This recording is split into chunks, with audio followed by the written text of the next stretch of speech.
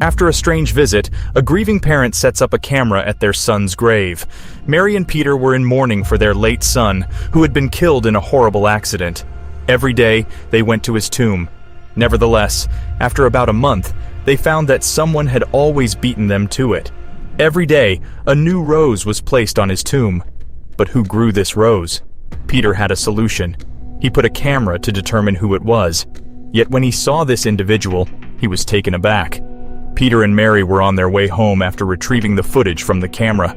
Their bodies were filled with a mix of exhilaration and trepidation, but nothing could have prepared them for what was about to happen. They waited till the next day to watch the video. Peter and Mary were filled with adrenaline and doubt, and they needed to be certain they were making the correct decision. As the screen twitched and a pop-up appeared, Peter and Mary watched. All they had to do now was push the play button to find out who had been placing red flowers on their son's tomb. But who was it that kept leaving red roses on their son's grave? Will they face this individual? Mary and Peter had never healed fully from the death of their son, Michael. He was only 18 years old when he died in an automobile accident that devastated both of them. Since then, it had been just the two of them, which was difficult to deal with. You never expect to outlive your children as a parent. Once their son died, they didn't have much left. Their entire savings went for his funeral. Nonetheless, they never complained about it. Their son deserved a good resting site, and they promised to look after him long after he died. Michael went far too soon, but they had no idea what his death would bring. They paid daily visits to his grave, bringing flowers and trinkets to remember him by. This became a ritual for them, as well as a method to keep him close. It was just the two of them, and they relished the one-on-one time spent telling their son about their day. But then they discovered something odd. A solitary red rose lay on the headstone, and no one knew who had placed it there. They looked around, but there was no one in sight. They searched the graves surrounding their sons to see if there were any others with red roses, but Michael was the only one. They felt it was strange. They initially dismissed it as a random act of generosity by a stranger, but every time the rose withered, a new one bloomed. They got increasingly interested about who was placing these roses on Michael's grave, but there was no way to find out. So they reasoned. They learned to enjoy the rose after a few months of this. They were still determined to solve the riddle, but how? Then Peter came home one day with an idea. What if we hang cameras on the premises? Pointed to Michael's grave, he said to his wife. Mary, on the other hand, was unimpressed. I'm sure that violates the privacy policy, Peter, she said. Yet Peter was not about to give up so easy. He was determined to discover who was placing these roses on his son's tomb. So he buys a new security camera one night and drives to the graveyard without telling his wife. It was completely black outside, and his only source of illumination was his tiny pocket flashlight. He looked for the finest camera hiding position and checked to see if it had a clear picture of his son's burial, which it did. So he installed the camera and proudly gazed at it. Now all he had to do was wait. He returned home and crawled into bed with Mary, who pretended to sleep. She was aware of what her husband had done that night, but she did not intervene. She was just as curious as he was to find out who this person was, yet she wouldn't admit it to her spouse. On a Tuesday morning, Peter and Mary were getting ready to go for the cemetery when they received a phone call. That was the cemetery's manager.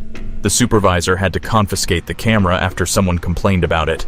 She saw the footage was centered on Michael's grave and connected it to Peter and Mary.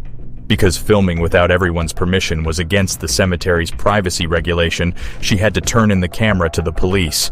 She made an exception for Peter and Mary because she knew them personally. She retained a copy of the footage just for them, yet she didn't tell them what she saw in the video. She promised Mary and Peter they could pick up the tape today at the end of the day. This was fantastic news for them because they couldn't wait to find out who the mystery rose giver was for their son. So they spent the day trying to keep themselves occupied before heading to the cemetery. The cemetery supervisor, holding the USB stick, awaited them at Michael's tomb. When she handed over the USB stick, though, she murmured something Mary and Peter didn't understand, at least not yet. She passed over the USB stick and said, "I thought you had to see this." Her reply perplexed Peter and Mary, but all will become plain to them in a few days. Mary sprang up and looked for her laptop. She placed it on the kitchen table and switched it on. "We got this," Peter and Mary said as they exchanged one last look. Nothing, however, could have prepared them for what they were about to witness. When it came time to watch the tape, Peter couldn't keep his palm from trembling. He had no idea what was going to happen. He slid his computer mouse slowly over to the play button, making sure Mary was ready for whatever they were about to watch. The video began to play. Excited to finally see who had been leaving the roses, Peter sat down to watch the footage. But when he tried to play the video, there was an error message. He tried different devices and players, but nothing seemed to work. Determined to figure out the problem, Peter went to an IT store. He explained the issue to the technician, who tried to troubleshoot the problem. Peter then went to see the video specialist, recommended by the store owner. The specialist looked at the USB and said it seemed fine, but something was off. He suggested that the issue might be with the camera. Peter was at a loss, but decided to visit a camera repair shop. Peter brought the camera to a repair shop where the technician took a look. It turned out that the camera had been damaged, likely due to exposure to the elements. The technician was able to fix the camera, and Peter was excited to finally watch the footage. He rushed home, but when he tried to play the video again, he realized that the file had become corrupted. He was devastated, feeling like he was back at square one. He couldn't believe that after all his efforts, he still wouldn't know who was leaving the roses on his son's grave. Mary suggested he try and recover the file from the drive directly. Determined not to give up, Peter went to another specialist who specialized in data recovery. The specialist was able to retrieve the file from the USB drive, but it was incomplete. The video only played for a few seconds before cutting out. Maybe there was enough, though. Although the footage was incomplete, Peter was able to make out a few details. Peter and Mary re-watched several times to try and make out every possible detail within the frame. They looked closely to see if there was anything out of the ordinary and thought they noticed something interesting. A person dressed all in black approached their son's burial. They couldn't say anything about who it could be. The only distinguishing feature was the visitor's single crimson rose. They placed it on the grave without showing their faces. What kind of person was it?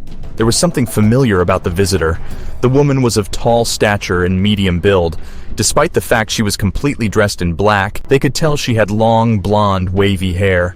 They realized they had to find out what she was up to at the graveyard. They hadn't seen the woman in over a decade.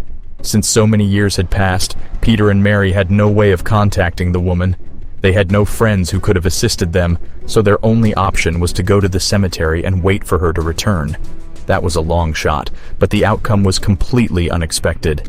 Mary expressed that she was feeling nervous about the situation. It had been a long time since they had spoken to this woman, and even though they desperately wanted to know why she was laying roses every day, she wasn't sure if she was up to confronting her just yet.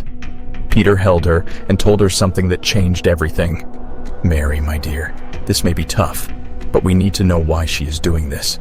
Life is about forgiveness, and whatever issues the three of us may have had in the past, we can get over them." Mary looked at Peter and knew he was right. She gave him a hug. As Peter and Mary arrived at the cemetery, they noticed that the supervisor had already visited their son's grave. She inquired as to whether they had seen the video. She looked interested in what Mary and Peter had learnt about the situation, yet the pair had their own concerns. In the past, Mary and Peter had had various run-ins with the cemetery supervisor. There were times she had told them they had to repark their car as those spaces were reserved. She had also told them that past a certain time, they had to lock up the cemetery, and Mary and Peter had to leave. There was certainly some resentment from Mary and Peter's side. Actually, Mary and Peter initially knew this woman from school. She was in the year above and always seemed to be snarky. The couple had the idea that this woman was just a bitter, heartless woman, at least initially. Despite the run-ins, there were times she had shown she cares also. The supervisor wondered why the couple didn't simply call the woman if they needed to speak with her, but she didn't want to get too involved in their family business by asking. The supervisor feigned to return to her office, but at the last moment, she turned to hide behind a nearby tree. She was already involved to some level and was curious about the mysterious guest who came to the tomb, and she didn't have much time to wait. The supervisor spotted a car pull into the lot as she was hidden behind the tree.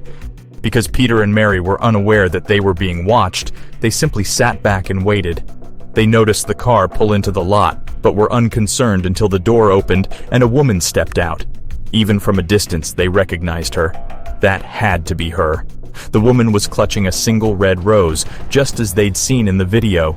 She took her time approaching the grave and kept her head down. She appeared to know the way without needing to keep a close eye on the path. She froze when she finally looked up. They stood calmly and stared at each other for a few moments. They didn't move or speak. The supervisor had no idea what was going to happen next.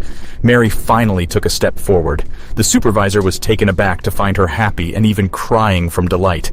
She addressed the woman by name, calling her Noah. Peter took a step forward as well, reaching out his arms to the woman named Noah.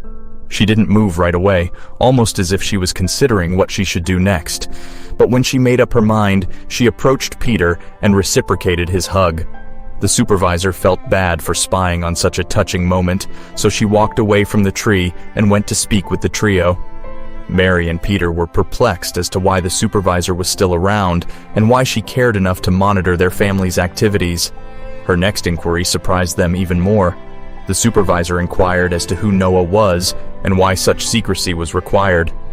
Mary and Peter thought her question was impolite, but Noah didn't seem to bother. After all, the supervisor had grown accustomed to seeing Noah. The response was nothing short of astonishing. Noah confessed that she was the daughter of Mary and Peter. The boss couldn't believe it. She'd imagined Noah wasn't related and was instead an old friend or lover.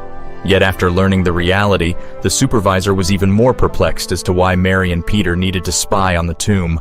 Noah revealed that she fled away as a teenager and began her own life. She wasn't sure her parents would want to see her when she eventually decided to reconnect with them. Instead, she went to Michael's grave on her own. Noah had a confession to make now that they were back together. After learning of Michael's death, Noah informed her parents that she missed them and wanted to be there for them. So when they didn't recognize her immediately away at the funeral, Noah assumed it was because it had been too long. She wasn't convinced Mary and Peter actually wanted to welcome her back into the family. Peter and Mary were overjoyed to have Noah return to their lives. They'd missed her badly and wanted to make amends in any way they could. They vowed that nothing would ever come between them again, and that they would work together to commemorate Michael's memory for years to come.